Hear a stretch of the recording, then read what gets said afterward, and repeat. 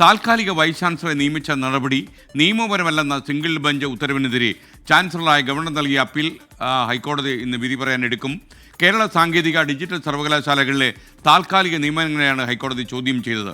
വിഷ്ണു സുരേഷ് കൊച്ചിയിൽ നിന്ന് വിവരങ്ങൾ നൽകും. വിഷ്ണു, യഥാർത്ഥത്തിൽ ഈ താൽക്കാലിക വിസിമാരെ കൊണ്ട് വിദ്യാർത്ഥികൾ പൊറുതിമുട്ടുന്നുവെന്ന് ഞാൻ മനസ്സിലാക്കുന്നു. വിവരങ്ങൾ.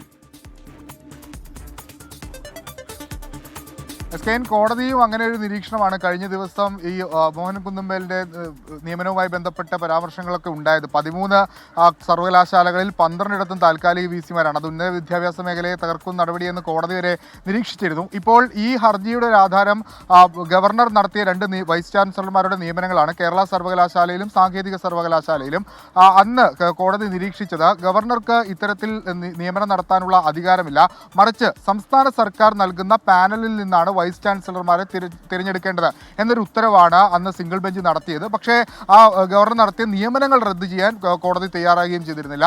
എന്നാൽ കോടതിയുടെ ഈ ഉത്തരവ് അത് ചോദ്യം ചെയ്താണ് ഗവർണർ ഡിവിഷൻ ബെഞ്ചിനെ സമീപിച്ചത്.